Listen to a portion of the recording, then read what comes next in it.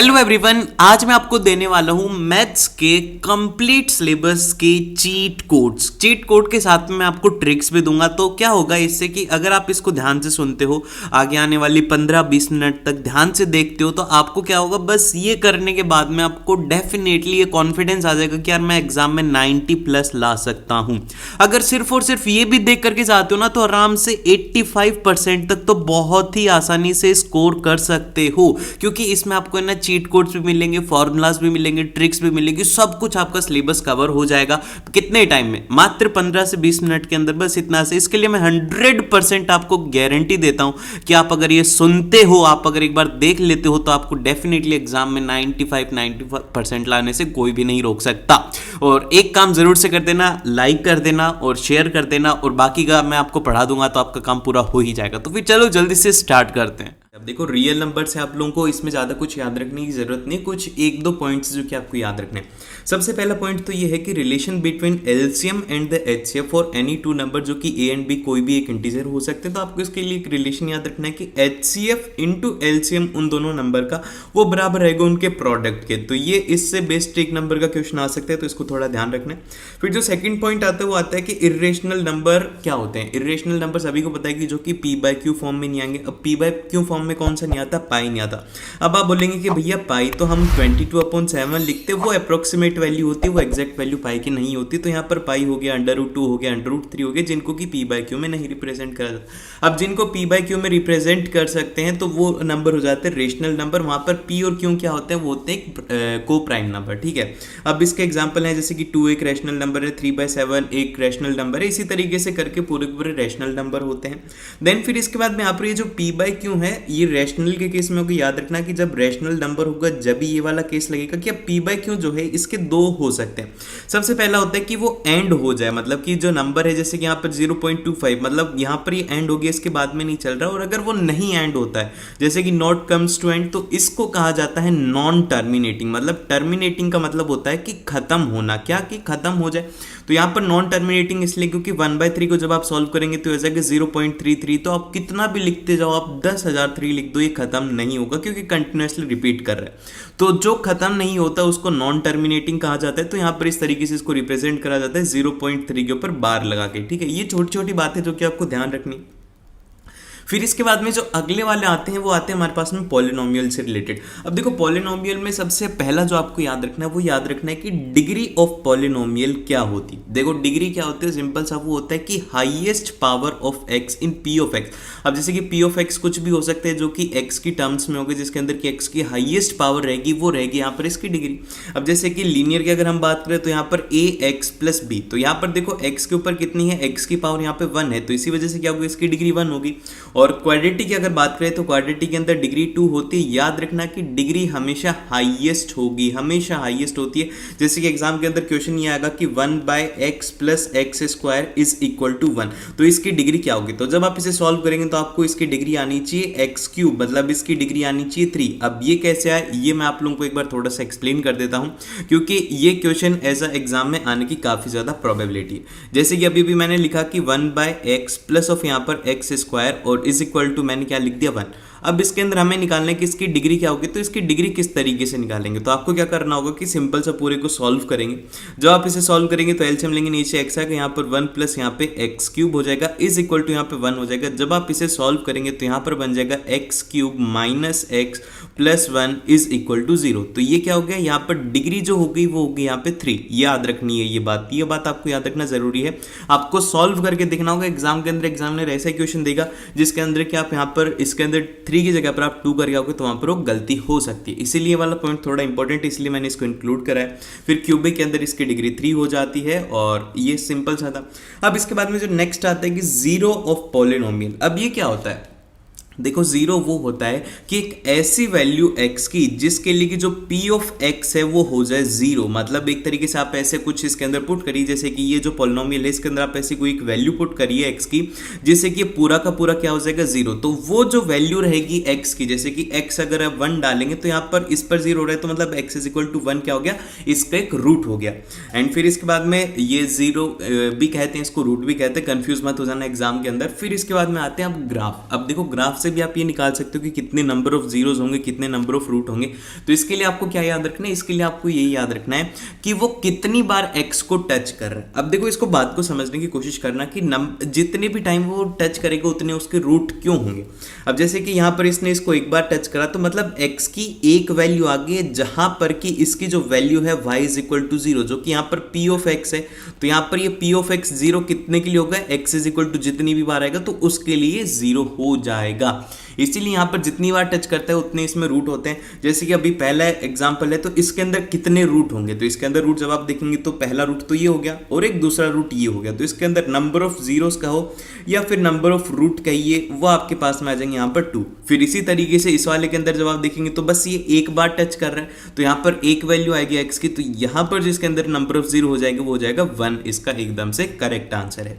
Then फिर इसके बाद में अभी हम करते हैं क्वाड्रेटिक पॉलिनोमियल की बात। अब इसके अंदर ज़्यादा डिटेल में बात नहीं करेंगे क्योंकि इसका एक सेपरेट चैप्टर है तो उसके अंदर हम इसकी डिटेल बात करेंगे, लेकिन इसमें जो काम की बात है पॉलिनोमियल वाले चैप्टर में वो तो आपको याद रखनी है। सबसे पहले तो इसकी बेसिक इक्वेशन होती है कि P of X is equal to A X square plus B X plus constant. यहाँ पर ए कभी भी जीरो नहीं होगा। अगर ए जीरो हो जाएगा तो ये वाली टर्म जीरो हो जाएगी, जब ये जीरो हो जाएगी तो यहाँ पर इसकी डिग्री 1 हो जाएगी और ये यहाँ से लीनियर हो जाएगी। इसीलिए क्या होता है कि इसके अंदर ए जीरो नहीं होता और graph of P of x जो रहता है वो हमेशा पैराबोला रहता है। जैसे कि ये वाला जो ग्राफ है ये है एक क्वाड्रेटिक इक्वेशन का, किसका है, ये है एक क्वाड्रेटिक इक्वेशन का, इसीलिए यहाँ पर इसका जो नेचर है वो होता है पैराबोला।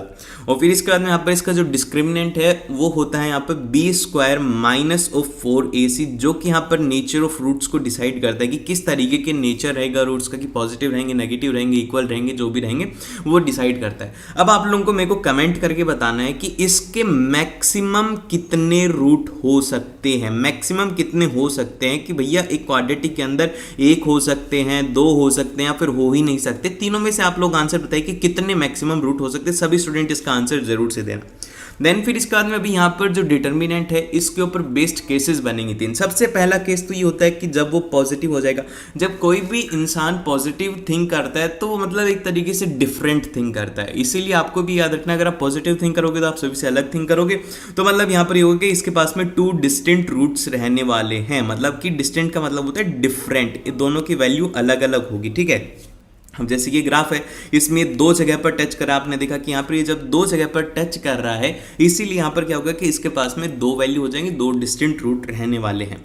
देन फिर इसके बाद में अगर d की वैल्यू 0 हो जाती है, d इज इक्वल टू 0, तो यहाँ पर जो केस रहेगा वो रहेगा कि यहाँ पर real and equal roots exist करेंगे, एक ही रूट होगा और बाकी के जैसे कि अल्फा और बीटा अगर 2 रूट हैं तो अल्फा इक्वल टू बीटा हो जाएगा यहाँ पे। ठीक है, और फिर उसके बाद में यहाँ पर ये एक्स एक्सेस को टच करता है इसीलिए एक वैल्यू, इसीलिए क्या हो गया कि d इक्वल टू 0 वाली कंडीशन। फिर लास्ट वाली कंडीशन है कि जब d नेगेटिव हो जाएगा, अगर कोई एक नेगेटिव आप नेगेटिव थिंकिंग करते हो तो आपके पास में सक्सेस के चांसेस बहुत कम हो जाता है। अगर आप हर चीज़ में बोलते हो कि मेरे नंबर नहीं आएंगे, मैं अच्छा स्कोर नहीं कर पाऊंगा, मैं ये नहीं कर पाऊंगा, वो नहीं कर पाऊंगा, तो डेफिनेटली आप कुछ भी नहीं कर पाएंगे। तो जब कोई भी नेगेटिव बात करता है तो इसलिए उसके कोई भी रूट नहीं होते, ना उससे कोई बात करना चाहता है, इसीलिए इसके अंदर कोई भी रूट एग्जिस्ट नहीं करते। फिर इसके बाद में यहाँ पर जो नेक्स्ट आता है वो आता है क्यूबिक पॉलिनोमियल। अब देखो क्यूबिक पॉलिनोमियल क्या होता है, ये होता है ax क्यूब प्लस ऑफ यहाँ पर bx स्क्वायर और plus of cx plus of d और इक्वल टू 0। तो ये क्या हो गया, ये हो गया क्यूबिक पॉलिनोमियल। अब इसके अंदर इसकी जो डिग्री है वह यहाँ पर 3, ये आप लोगों को पता होना चाहिए, बार बार बताने की जरूरत नहीं है, बस एक बार रिमाइंड कर लो कि यहाँ पर 3 डिग्री हो गई। तो यहाँ पर जब इसकी 3 डिग्री है तो इसका मतलब ये होगा कि इसके पास में नंबर ऑफ जो रूट्स रहेंगे वो रहेंगे यहाँ पर 3 रूट रहने वाले हैं। ठीक है, ये आपको याद रखना है कि इसके 3 रूट रहेंगे क्योंकि 3 बार एक्स एक्सिस को टच कर रहा है। ये इस तरीके से इसका ग्राफ होता है एक जनरल इक्वेशन का। तो फर्स्ट रूट यहाँ पे है, सेकंड रूट यहाँ पर और थर्ड रूट यहाँ पर है, इसलिए इसके 3 रूट एग्जिस्ट करते हैं, मैक्सिमम 3 रूट एग्जिस्ट करते हैं। अब इसके बाद में आता है हमारे पास में नेक्स्ट चैप्टर। नेक्स्ट चैप्टर के ऊपर जाने से पहले ये करो, जल्दी से लाइक करो और शेयर करो अपने दोस्तों के साथ में और उसी के साथ में सब्सक्राइब भी कर लेना ताकि आप लोगों को ऐसी ही और मजेदार वीडियोस मिलती रहेंगी। अब सबसे फर्स्ट में आता है यहाँ पर pair of linear equation in 2 variable. अब देखो इस चैप्टर से क्वेश्चन कैसा है कि इसमें सबसे पहला जो क्वेश्चन पूछा जाता है कि यूनिक सॉल्यूशन होगा, नो सॉल्यूशन होगा, इनफाइनाइट सॉल्यूशन होगा, ऐसे क्वेश्चन आते हैं। तो आपको सबसे पहले याद रखने की आपको 2 इक्वेशन दी जाएंगी इस तरीके से। अब आपको यहाँ पर कंपेयर करना करना होगा इनका कोफिशिएंट कि x का कोफिशिएंट a1 है, x का यहाँ पर दूसरे वाले के अंदर a2 है, इन दोनों को कंपेयर करना है, रेशियो निकालना है, फिर आपको डिसाइड करना होगा कि क्या सही है क्या गलत है। अब जैसे कि a1 upon a2 is not equal to b1 upon b2, तो यहाँ पर अगर ऐसी सिचुएशन होती है तो इस केस के अंदर जो सॉल्यूशन है वो हमेशा रहेगा यूनिक सॉल्यूशन, सिर्फ और सिर्फ एक सॉल्यूशन रहेगा। और जो ऐसी लाइंस होती हैं, ये किसकी इक्वेशन है, ये लाइन की इक्वेशन, जब आप इसे ड्रॉ करेंगे ग्राफ पेपर के ऊपर x और y एक्सिस पर, तो ये जो है इस तरीके से एक लाइन बन जाएगी, ठीक है। तो यहाँ पर ये इंटरसेक्टिंग लाइन होंगी दोनों, और अगर मान लो कि दोनों बराबर हैं a1 upon a2 is equal to b1 upon b2, पर ये c1 अपॉन c2 के बराबर नहीं है, तो इस केस के अंदर कोई भी सॉल्यूशन एग्जिस्ट नहीं करता। और ये जो केस है ये है पैरेलल लाइन का केस, और इसको ही इनकंसिस्टेंट सिस्टम सॉल्यूशन भी कहा जाता है, इनकंसिस्टेंट सॉल्यूशन भी कहा जाएगा। तो इसको लेकर के कंफ्यूज मत होना, कुछ कुछ टर्म्स होते हैं जिनको लेकर के कंफ्यूज होते हैं, इसलिए मैं बोलता हूँ कि कंफ्यूज मत होना। और फिर इसके बाद में लास्ट के अंदर आता है इनफाइनाइटली सॉल्यूशन, जिसके कि मतलब काफी सारे सॉल्यूशन। अब काफी सारे सॉल्यूशन की कंडीशन ये हो सकती है कि आप सभी को बराबर कर दो, a1 upon a2 is equal to b1 upon b2, b2 जो है वो c1 c2 के बराबर हो जाए। तो इस तरीके की जो लाइंस होती है उनको कहा जाता है कोइंसिडेंट लाइंस, ठीक है। ये अपने दिमाग में बैठा लो कि तीन केस होते हैं, यूनिक सॉल्यूशन, नो सॉल्यूशन और इनफाइनाइट सॉल्यूशन। मैं तो इस तरीके से याद रखता हूँ कि पहले ये दोनों इक्वल नहीं है, फिर ये इक्वल हो गया, ये इक्वल नहीं है तो नो सॉल्यूशन, फिर इसके बाद जब तीनों इक्वल हो गए तो इनफाइनाइट सॉल्यूशन। ज़्यादा बड़ी बात नहीं है इसमें, ठीक है। देन फिर इसके बाद में जो नेक्स्ट आता है कि आपको अगर सॉल्व करना है, कि आपको इक्वेशन गिवन है कि आपको इसे सॉल्व करना है, तो आप इसको किस तरीके से सॉल्व करेंगे। सबसे पहला तरीका तो होता है कि आप दोनों का ग्राफ ड्रॉ कर लीजिए और उससे आपको वैल्यू मिल जाएगी एक्स और वाई की, तो वहां से आप निकाल सकते हैं। अब अगर मान लो कि सॉल्व आपको करना है, कि एग्जैक्टली पेपर पर आ रहा है कि आपको कहा जाए कि solve this equation by substitution और बाय एलिमिनेशन, तो आपको किस तरीके से करना है। देखो सब्स्टिट्यूशन के अंदर सिंपल सी बात ये होती है, आपको मैं एग्जांपल से समझाता हूँ। जैसे कि पहली इक्वेशन गिवन है 7x minus 15y is equal to 2, ये इक्वेशन है। और फिर सेकंड है कि x plus 2y is equal to 3। तो यहां से आपको क्या करना है कि एक ऐसा सिंपल वे के अंदर निकालना है कि आपको x की टर्म्स में निकाल लो। जैसे कि यहां पर हमने x की वैल्यू निकाली, फिर x की वैल्यू को हमने क्या करा कि y की टर्म्स में इसमें सब्स्टिट्यूट कर दिया। तो यहां से जब सॉल्व करेंगे तो हमें सिर्फ और सिर्फ y मिलेगा, और लास्ट के अंदर y की वैल्यू यहां पर आ गई। तो यहां पे जो y की वैल्यू होगी वो होगी 19/29, इसका करेक्ट आंसर हो गया। देन फिर इसके बाद में अगर आपको x की वैल्यू निकालनी है, अब x की वैल्यू निकालने के लिए चाहे से आप फर्स्ट इक्वेशन के अंदर करो या फिर सेकंड इक्वेशन के अंदर करो, आपको x की वैल्यू मिल जाएगी। अब जैसे कि हम क्या करते हैं कि सेकंड इक्वेशन के अंदर y इज इक्वल टू ये पुट करते हैं, तो हमारे पास में x की वैल्यू निकल के आ जाएगी। तो बस सब्स्टिट्यूशन के अंदर ये है कि आपको x को y की टर्म्स में निकालना है। क्या करना है कि x को y की टर्म्स में निकालना है, फिर उसको उस इक्वेशन में पुट कर देना और फिर वहां से y की, फिर उसके बाद में x की वैल्यू निकाल लेनी है।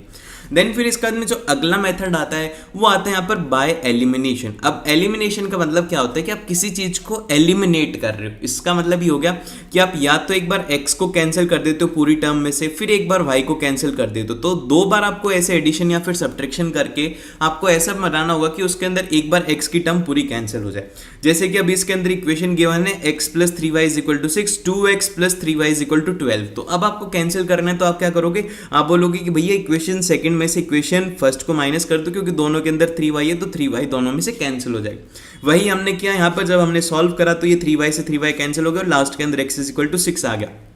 अब ये जो x की वैल्यू आई है, अब चाहे से आप इसको इक्वेशन 1 में पुट करो या फिर इक्वेशन 2 के अंदर पुट करो, आपको सॉल्यूशन मिल जाएगा। तो हमने जब इसे सॉल्व करा तो यहाँ से y इज इक्वल टू 0 इसका आंसर हो गया, और लास्ट के अंदर हम बोल सकते हैं इसका जो सॉल्यूशन हो गया वो हो गया x इज इक्वल टू 6 और y इज इक्वल टू 0 इसका सॉल्यूशन है। इस तरीके से आपको सॉल्व करने होते हैं, ये दो मेथड होते हैं। अब इसके बाद में जो हमारा नेक्स्ट टॉपिक आता है वो आता है लाइंस। अब देखो लाइन से रिलेटेड एग्जाम के अंदर क्वेश्चन आएंगे, इसकी टर्म जो है वो थोड़ी अटपटी सी होंगी और उसी वजह से एग्जाम में क्वेश्चन गलत हो सकता है। अब देखो इसके अंदर सबसे फर्स्ट तो ये याद रखना कि हॉरिजॉन्टल जो होता है वो होती है एक्स एक्सिस। बस एक याद रखो, हॉरिजॉन्टल मतलब एक्स एक्सिस, मतलब लेटी हुई जो एक्सिस रहेगी उसको आपको एक्स एक्सिस करना है, उसको एब्सिस कहा जाता है। और वाई एक्सिस वर्टिकल होती है और इसको ऑर्डिनेट कहा जाता है। देन फिर इसके बाद में इसके अंदर जो डिस्टेंस फॉर्मूला लगाना है, जैसे कि दो पॉइंट दिए हुए हैं आपको, एक x1, x2 और क्यों दिया हुआ है x2, y2। तो आपको इनके बीच का अगर डिस्टेंस निकालना है तो डिस्टेंस किस तरीके से निकालेंगे वो आपको निकालना होगा under root of x2 minus of x1 का whole square plus of y2 minus y1 का होल स्क्वायर। आपको इस तरीके से सॉल्व करना है और यहाँ से p क्योंकि डिस्टेंस आएगी कि इनके बीच में कितनी डिस्टेंस है। देन फिर इसके बाद में हम चलते हैं नेक्स्ट की तरफ, जो कि आता है यहाँ पर सेक्शन फॉर्मूला। अब देखिए सेक्शन फॉर्मूला क्या होता है। सेक्शन फॉर्मूला इस तरीके से होता है कि एक ए बी लाइन है, उसके बीच में एक पॉइंट रहेगा जो कि क्या करेगा कि उनको एक रेशियो में स्प्लिट कर देगा, जैसे कि 1:2 के अंदर कर दिया, 1:3 के अंदर कर दिया। तो इसके अंदर अब आपको कोऑर्डिनेट निकालना होगा पी का, तो किस तरीके से निकालेंगे, इसके लिए एक फॉर्मूला है, ठीक है। अब जैसे कि हमने बोल दिया कि जो हमारे पी पॉइंट है इसको स्प्लिट कर रहे हैं m1:m2 के अंदर, ठीक है। तो अब इसको आपको कैसे लिखना होगा, इसका एक्स कोऑर्डिनेट लिखने के लिए, एक्स कोऑर्डिनेट लिखने के लिए आप याद रखना कि आपको m1 को x2 के साथ में मल्टीप्लाई करना है, मतलब ये वाला जो रेशियो है इसको इसके साथ में मल्टीप्लाई करना है, m2 को x1 वालों के साथ में मल्टीप्लाई करना है। तो एक्स कोऑर्डिनेट के लिए आपको करना होगा कि यहाँ पर m1 into x2 plus minus m2 into x1 divide by में आ जाएगा m1 प्लस m2। और यहाँ पर ये जो होता है ये होता है इंटरनली, मतलब कि इंटरनल उसको रेशियो के अंदर स्प्लिट करा गया, और ये होता है कि एक्सटर्नली जब उसे स्प्लिट करा जाता है। ये थोड़ा ध्यान में रखना क्योंकि एग्जाम के अंदर कंफ्यूज कर देगा, और मोस्टली क्वेश्चंस इंटरनल ही आते हैं, तो आपको प्लस का साइन थोड़ा ध्यान रखना है। फिर इसके बाद में वाई कोऑर्डिनेट जो होता है इसका हो जाएगा m1 into y2 plus minus of m2 into y1 divided by m1 plus of यहाँ पर m2, ठीक है। ये प्लस माइनस आपको याद रखना है। और अगर मान लो कि आपको ये कह दिया जाए कि ये मिड पॉइंट हो गया इसका, तो अब ये जो मिड पॉइंट है वो क्या होता है। देखो अब मिड पॉइंट की अगर मैं बात करूं, mid point of A B क्या होगा, जैसे कि मान लो कि क्यों है, क्यों इसका एक मिड पॉइंट है, यहाँ पर कुछ भी एक मिड पॉइंट है जो कि इसको कन्वर्ट कर रहे हैं 1:1 के अंदर, तो क्या होगा। तो 1:1 के अंदर काफी ज्यादा सिंपल है, m1 की और जो m2 की इन सभी की वैल्यू हो गई 1। तो यहां से जब आप देखोगे तो यहाँ पर ये 1 हो गया, ये 1 हो गया और नीचे 2 आ गया, तो वही करा है x1 plus x2/2 y1 plus y2/2। तो यहाँ से मिड पॉइंट के कोऑर्डिनेट आ गए। फिर इसके बाद में जो नेक्स्ट आता है वो आती है कि अब आपको एरिया ऑफ ट्राइंगल निकालना है। 3 पॉइंट गिवन है, 3 पॉइंट से आपको कहा गया कि एक ट्राइंगल फॉर्म हो रहा है, तो अब उसका एरिया निकालो। वो किस तरीके से निकालोगे वो निकालना आपको थोड़ा, ये वाला फॉर्मूला तो एग्जाम में याद रखना ही रखना है, ठीक है। अब ये क्या होता है, area is equal to half of x1। जैसे कि अगर x1 आ गया तो आपको याद रखना है कि y2 माइनस y3 करना है, और अगर x2 आ गया तो आपको y2 माइनस y1 करना है, फिर x3 आ गया तो आपको y1 माइनस y2 करना है। इसका मतलब ये हो गया कि आपको अगर 1 आ रहा है तो आपको 1x में ही दिखेगा बस, और बाकी के y2 और y3 रहने वाले। इस तरीके से आपको इसका फॉर्मूला याद रखना है। और अगर मान लो कि ये जो ट्राइंगल है हमारा, ये अकेला ही ट्राइंगल होता है और बोल दिया जाता है कि सेंट्रोइड निकालो, तो सेंट्रोइड का फॉर्मूला क्या होगा, सेंट्रोइड का फॉर्मूला होगा x1 plus x2 plus x3/3 y1 plus y2 plus y3/3। ये हो गया किसका, ये सेंट्रोइड के कोऑर्डिनेट्स हो गए। ट्राइंगल है पी क्यू, तो उसके यहाँ पर आपको सेंट्रोइड के कोऑर्डिनेट्स मिल गए। अब एग्जाम में क्वेश्चन ये नहीं आता है, एग्जाम में क्वेश्चन आता है कि 3 कोलिनियर पॉइंट है, तो आप इसको प्रूव कीजिए कि कोलिनियर है। तो आपको क्या करना होगा कि 4 collinear points area of triangle formed by is 0, मतलब कि उनके द्वारा जो एरिया होगा वो हो जाएगा 0। क्योंकि आप खुद सोच के देखो कि एक पॉइंट यहाँ पर P है, एक Q है और ये R है। जब ये एक लाइन में होंगे जब तो ये कोलिनियर होंगे, जब ये कोलिनियर होंगे तो इनका एरिया तो 0 आ जाएगा। जब ये 0 आ गया तो हम बोल सकते हैं कि दीज आर कोलिनियर पॉइंट्स। इसके बाद में जो नेक्स्ट टॉपिक आता है वो आता है ट्राइंगल्स। अब देखिए ट्राइंगल्स के अंदर बेसिकली एग्जामिनर 2 प्रॉपर्टी हैं, इन 2 प्रॉपर्टी के ऊपर ही बेस्ड क्वेश्चन पूछेगा। अब जैसे कि सबसे फर्स्ट तो आप लोगों को याद रखना है कि अगर ट्राइंगल सिमिलर हैं, अब सिमिलर करने के लिए 2-3 कंडीशन होती है। सबसे पहले तो कि सारी साइड्स इक्वल हो जाए, या फिर साइड एंगल साइड हो जाए, या फिर इस तरीके से जितनी भी हैं उनको आपको प्रूव करना है।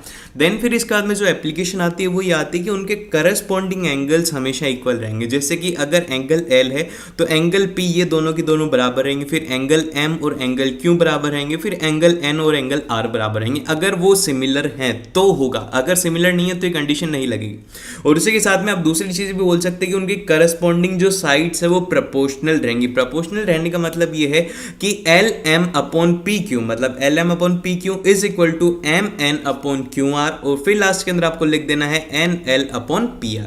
ये अगर इस तरीके से लिखोगे तो आपका हर एक क्वेश्चन सॉल्व हो जाएगा। हर एक क्वेश्चन में यही लगाना है, आंख बंद करके इसमें ये लगा देना है, ठीक है।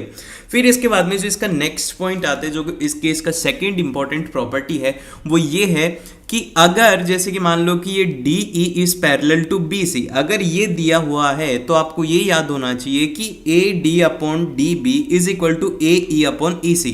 ये वाली कंडीशन के ऊपर बेस्ड ही क्वेश्चन 100% आने वाला है, 100%। चाहे से आप कुछ भी कर लो, आपको अगर क्वेश्चन में कुछ भी समझ में नहीं आ रहा तो बस ये देखो कि यार कौन सी लाइन पैरेलल है, फिर पैरेलल लगने के बाद में आपको ये रेशियो वाला लगा देना और उससे आपका क्वेश्चन एक बार में सॉल्व हो जाएगा। 100% यही बेस्ड क्वेश्चन आएगा। और और जब कभी भी आपको ये रेशियो दे दिया जाएगा तो फिर आपको वहां से ये लिख देना है कि DE is parallel to BC। ये दोनों कंडीशन मस्ट हैं, जब जाकर के आप इसको सॉल्व कर सकते हो। अगर ये है तो ये होगी, और अगर सेकंड वाली गिवन है तो उसमें फर्स्ट वाली होगी, ठीक है। देन फिर इसके बाद में अब हम चलते हैं नेक्स्ट की तरफ, जो कि आता है भैया सर्कल्स। अब देखो सर्कल्स के अंदर आपको टेंजेंट से रिलेटेड क्वेश्चन ज्यादा पूछे जाते हैं, आपको सेकंड से रिलेटेड नहीं पूछे जाएंगे, सबसे ज्यादा क्वेश्चन आते हैं सर्कल से। अब मतलब सर्कल के अंदर टेंजेंट से क्वेश्चन आएंगे तो आपको टेंजेंट पता होनी चाहिए कि एक पॉइंट के ऊपर सिर्फ और सिर्फ टेंजेंट एक बार टच करती है और इससे ज्यादा टच नहीं कर सकती। और इसी के साथ में आपको अब इससे रिलेटेड कुछ बातें याद रखनी टेंजेंट से। सबसे पहली बात तो ये है कि no tangent to a circle passing through a point in a circle. अगर एक कोई पॉइंट सर्कल के अंदर है, जैसे कि अगर ये मैं पॉइंट P बोल दूं और ये सर्कल के अंदर है, तो इसके ऊपर से कभी भी टेंजेंट ड्रॉ नहीं की जाएगी, इससे सेकंड ड्रॉ की जाएगी। तो ये बात क्लियर रखना है कि पॉइंट हमेशा आउटसाइड द सर्कल या फिर सर्कल के ऊपर होने वाला। फिर सेकंड ये है कि one and only one tangent to a circle passing through a point on a circle. अगर एक पॉइंट है सर्कल के ऊपर, जैसे कि P पॉइंट है, तो इसके ऊपर मात्र एक यही टेंजेंट होगी, इसके अलावा और कोई भी टेंजेंट नहीं होने वाली। ये याद रखना है आपको, ये दोनों पॉइंट याद रखने, क्योंकि बहुत बार कंफ्यूज हो जाओगे। फिर इसके बाद में जो थर्ड वाला पॉइंट है, और ये जो पॉइंट है ये थोड़ा ध्यान रखना, क्योंकि इसी से रिलेटेड ये अगले वाला पॉइंट है और इसके ऊपर बेस्ड क्वेश्चन आएगा ही आएगा। देखो मैं आपको बता देता हूं कि कहां से क्वेश्चन आते हैं, इनसे ही क्वेश्चन पूछता है टीचर, और कहीं से भी क्वेश्चन नहीं पूछता। अब जैसे कि यहां पर बोला गया कि there are only two tangents that can drawn from a point outside a circle. अगर कोई भी एक पॉइंट P है तो उससे सर्कल के ऊपर जो टेंजेंट है वो हमेशा दो ही हो सकती हैं, इससे ज्यादा आप टेंजेंट ड्रॉ ही नहीं कर सकते। ये तो पॉइंट है जो कि आपको याद रखना है। फिर इसी के साथ में एक इंपॉर्टेंट बात ये है, जो कि इंपॉर्टेंट थ्योरम ही है, कि if the tangent to a point और to a circle is perpendicular to the radius through a point of contact. आपको तो इतना सा बात याद रखना है कि अगर ये टेंजेंट है XY, तो यहां पर ये जो OP है ये इसके साथ में परपेंडिकुलर रहेगा, और फिर इस तरीके से आपको ये सॉल्व करना रहता है। इसके अंदर पाइथागोरस लगानी होती है, फिर उसके अंदर आपको इसे सॉल्व करना होता है, ठीक है। बहुत बार क्वेश्चन ऐसे आते हैं कि आपको PQ की वैल्यू दे दी जाएगी, OP की पूछ ली जाएगी, ऐसे क्वेश्चन एग्जाम में आते हैं, तो इसके लिए प्रिपेयर है ना। फिर ये जो सेकंड वाली थ्योरम है, इससे तो क्वेश्चन आता ही है। अगर एग्जाम के अंदर पिछले 5 सालों में देखोगे तो सिर्फ और सिर्फ इसी से ही क्वेश्चन पूछे जा रहे हैं। तो वो क्वेश्चन ये है कि the length of the tangent drawn from an external point to a circle are equal. अगर कोई भी एक एक्सटर्नल पॉइंट आ रहे हो, उससे अगर टेंजेंट ड्रॉ करी जाती है तो उसकी जो लेंथ होगी वो हमेशा बराबर रहेगी। और यहां पर आप इसको प्रूव भी कर सकते हैं, प्रूव करने की जरूरत नहीं, आपको बस याद रखना है कि RP is equal to RQ, क्योंकि R एक एक्सटर्नल पॉइंट है जिससे कि टेंजेंट ड्रॉ करी गई, तो वो हमेशा इक्वल ही रहने वाली है। फिर इसके बाद में हमारे पास में जो सबसे इंपॉर्टेंट है आप लोगों का फेवरेट, वो है ट्रिग्नोमेट्री। अब आपका जैसे मैंने बोला ना फेवरेट, आपके दिमाग में आया भैया क्या बोल दिया आपने। देखो फेवरेट हो जाएगी, ये याद करना बहुत ही ज्यादा सिंपल है। सबसे पहले तो आपको यहां पर दिया हुआ है PBPHH, ये क्या लिखा हुआ है मैंने, तो इसकी एक ट्रिक है, वो ये है कि पंडित बद्री प्रसाद हर हर बोले। जैसे कि यहां पर पंडित का P आ रहा है, तो मैंने क्या करा है कि यहां पर P लिख दिया, फिर उसके बाद में बद्री का B आ रहा है तो यहां पर B आ गया, फिर उसके बाद में प्रसाद का P आ रहा है तो यहां पर P आ गया, फिर इसके बाद में हर के H आ गया, और फिर हर का H आ गया, और ये B आ गया। तो ये मैंने लिख दिया, ये आपको याद रखना है ये सेंटेंस। फिर उसके बाद में आपको क्या रखना है कि सबसे पहले आता है साइन थीटा, तो साइन थीटा के लिए आपको क्या करना होगा, P/H को याद रखो। फिर कॉस थीटा के लिए आपको याद रखना है B/H, और टेन थीटा के लिए आपको याद रखना है P/B, ये आपको याद रखना है। और उसके बाद में अभी इसके जो रिवर्स है उसको याद रखने की जरूरत नहीं, जैसे कि कोसेक थीटा होता है वो साइन थीटा का इनवर्स होता है, तो आप उसको बोल सकते हो H/P। फिर सेक थीटा जो होता है वो होता है 1/cos थीटा, तो यहां से आप बोल सकते हो H/B। और कॉट थीटा होता है वो होता है 1/tan थीटा, तो उसको आप बोल सकते हो B/B, ठीक है। ये तो बहुत आसान। फिर इसके बाद में इसकी जो अगली वाली टेबल है, जैसे कि ट्रिग्नोमेट्री की टेबल है, तो इसके अंदर आपको तो मैं बस सजेस्ट करूंगा कि साइन थीटा की और कॉस थीटा की वैल्यू याद रख लो। मैं तो इनफैक्ट बोलता हूं कि सिर्फ और सिर्फ साइन थीटा की याद रखो। जैसे कि साइन 0 की 0 होती है तो यहाँ पर कॉस थीटा की 90 की 0 होती है। फिर इसके बाद में इसकी साइन 30 डिग्री की 1/2 होती है, तो कॉस 60 की 1/2 होती है, तो एक याद कर लो। फिर इसकी रिवर्स में कॉस क्या आ जाएगी, फिर इन दोनों को डिवाइड करके टेन थीटा की ला सकते हो, जैसे कि साइन थीटा अपॉन में कॉस थीटा कर देना, उससे आपके पास में इसकी वैल्यू आ जाएगी, अगर याद नहीं है तो। अदरवाइज इसको याद भी कर सकते हो, काफी ज्यादा आसान है। और उसी के साथ में अब एक थ्योरम आती है, वो आती है पाइथागोरस थ्योरम, जो कि इसके अंदर आपको काफी ज्यादा काम में आएगी। वो ये है कि बेस का स्क्वायर प्लस परपेंडिकुलर का स्क्वायर जो रहेगा वो रहेगा हाइपोटेनियस के स्क्वायर के बराबर रहेगा। ये आपको याद रखना है, क्योंकि एग्जाम के अंदर क्वेश्चन यहीं से आएंगे। जैसे कि कह दिया जाएगा कि सुनो भैया साइन थीटा की जो वैल्यू दी हुई है वो दी हुई तुम्हें 3/5, और तुम्हें अब निकालनी है टेन थीटा की, तो आप कैसे निकालोगे, तो आपको क्या करना होगा, इसको बोलना है कि भैया ये होता है P/H। फिर उसके बाद में पाइथागोरस थ्योरम लगा देनी कि हमें परपेंडिकुलर की वैल्यू पता पता है 3 का स्क्वायर, और बेस की वैल्यू नहीं पता तो उसको x का स्क्वायर बोल दे, तो फिर हाइपोटेनियस का स्क्वायर हो गया 5 का स्क्वायर। तो यहाँ से जो परपेंडिकुलर की वैल्यू आई वो आ गई 4। इस तरीके से आपको इसे सॉल्व करना है। देन फिर इसके बाद में चलते हैं हम अगले की तरफ, जो कि आता है यहाँ पर ट्रिग्नोमेट्री आइडेंटिटी। ये 3 आइडेंटिटी इंपॉर्टेंट है। इसके अंदर जो सबसे पहली आइडेंटिटी है वो ये है कि sine square theta plus cos square theta is equal to 1। ये बहुत ही ज़्यादा सिंपल है। एग्जाम के अंदर आपको बोल दिया जाएगा कि कॉस स्क्वायर थीटा की वैल्यू ये है, तो साइन स्क्वायर थीटा की वैल्यू निकालो, तो आपको ये वाली आइडेंटिटी काम में लेनी है। फिर उसके बाद में इसकी जो अगले वाली आइडेंटिटी है वो है टेन स्क्वायर थीटा प्लस 1। तो इसके लिए क्या कराएगी कि जो फर्स्ट वाली आइडेंटिटी थी इसको डिवाइड कर दिया कॉस स्क्वायर थीटा से, ठीक है। जब कॉस स्क्वायर थीटा से करा तो sign square theta by cos square theta ये हो गया टेन स्क्वायर थीटा प्लस 1, और यहाँ पर बन गया कॉट स्क्वायर थीटा, ठीक है। इसी तरीके से अगले वाली के अंदर क्या करा है, इसके अंदर 1 बाय साइन स्क्वायर थीटा से फर्स्ट को डिवाइड कर दिया, तो यहां से ये वाली इक्वेशन बन गई cot square theta plus 1 is equal to cosec square theta. ये आपको याद रखना है। देखो इन तीनों आइडेंटिटी में से किसी के ऊपर भी बेस्ड क्वेश्चन आ सकता है, ये काफी ज्यादा इंपॉर्टेंट है। फिर इसके बाद में चलते हैं हम अगले की तरफ, जो कि आता है यहाँ पर प्रोबेबिलिटी। अब देखो प्रोबेबिलिटी का मात्र एक फॉर्मूला है, इसी के ऊपर ही बेस्ड क्वेश्चन आएगा। अब probability of happening any event जो होता है वो होता है कि number of favourable outcome divide by होता है total number of possible outcome. मतलब क्या हुआ भैया इसका, जैसे कि मान लो कि एक कॉइन है, ठीक है, कॉइन को जब आप टॉस करते हो, टॉस करने के बाद में क्या हो सकता है, टॉस करने के बाद में 2 पॉसिबिलिटी बनती है कि एक तो हेड आ जाएगा और दूसरा टेल आ जाएगा, ठीक है। अभी ये हो गया। अब इसके बाद में आपको निकालना है कि टेल आने की प्रोबेबिलिटी क्या है, तो आपके फेवर में कौन सा हो गया। आपको तो क्या चाहिए, आपको तो सिर्फ और सिर्फ वो चाहिए कि भैया मेरा तो टेल ही आए, तो आपके फेवर में 1 हो गया। लेकिन टोटल कितने हो गए, वो हो गए 2, तो आपको करना है कि 1/2, क्योंकि आपके फेवर में 1 था और टोटल 2 थे, तो इसकी प्रोबेबिलिटी होगी वो होगी 0.5, ठीक है। और हमेशा प्रोबेबिलिटी जो है वो 1 से कम या फिर 1 के बराबर हो सकती है, 1 से बड़ी कभी नहीं होगी। अगर ऐसा आ रहा है तो वहां पर आपका क्वेश्चन गलत है।